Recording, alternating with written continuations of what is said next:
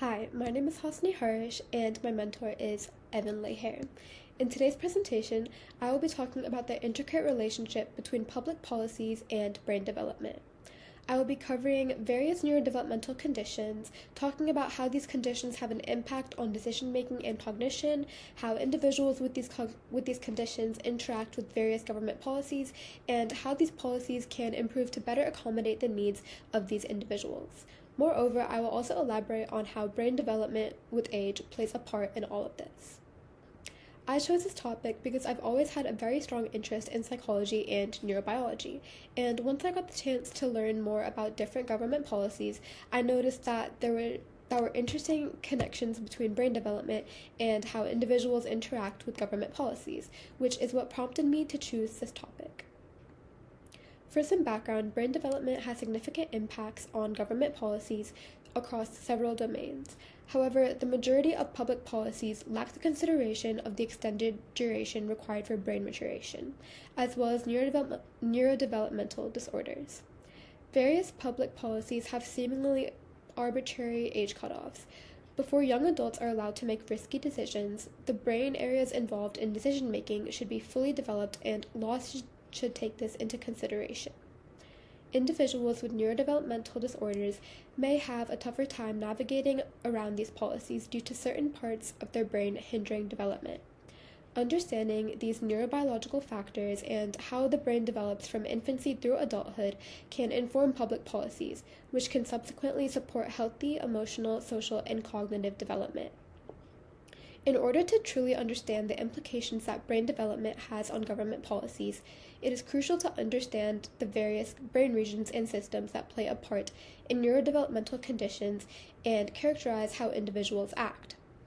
The brain includes a number of regions and systems, such as the limbic system, prefrontal cortex, cerebellum, and corpus callosum, just to name a few. The prefrontal cortex is a region of the brain that plays a vital role in characterizing a person's personality, behavior, and is critical for executive functions, such as impulse control and a person's ability to make informed decisions. The limbic system regulates an individual's memory and emotions, and affects an individual's social behavior, mental health, and ability to make decisions. The cerebellum is a part of the brain which aids in motor learning, movement coordination, and regulation of an individual's attention, emotions, and thoughts. The corpus callosum facilitates communication between the brain's hemispheres, directly influencing an individual's capacity to form memories and learn from experiences. Overall, each of these brain regions and systems play a vital part in determining how an individual behaves and interacts with public policies.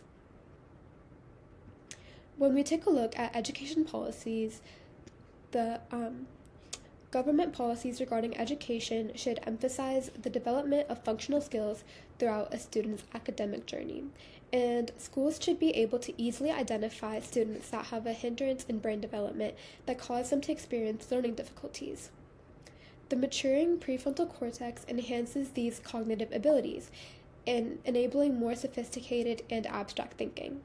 However, the limbic system's increased activity during adolescence might result in more emotional reaction and risk-taking behavior, which can have an effect on academic performance and classroom conduct. These variations in development must be taken into consideration in educational policies. Specialized educational policies are necessary to address the unique challenges presented by neurodevelopmental diseases like SLD and ADHD.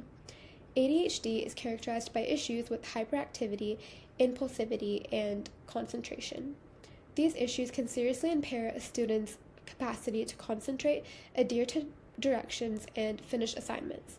Specific learning disabilities, also known as SLDs, affect the ability to write, read, and/or perform mathematical calculations.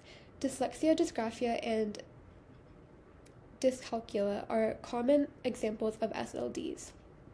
These disabilities can impact academic achievement and daily executive functioning. Naomi P. Friedman, PhD, claims that understanding how the prefrontal cortex contributes to executive functions has brought attention to the importance of teaching self-control, organization, and time management skills. which can help students with neurodevelopmental disorders similar to SLD or ADHD. Policymakers can better support their students' cognitive and emotional development by designing policies that take into account the brain's developmental stages. Alcohol consumption laws. Crystal Lidhull, PhD, who has a PhD in psychology, claims that the legal age for drug and alcohol use should not be generalized to 21, as many adults are still lack the fully developed decision-making skills necessary for responsible substance use. Teens are especially vulnerable to these harmful consequences since their brains are still going through synaptic purring and melatonin.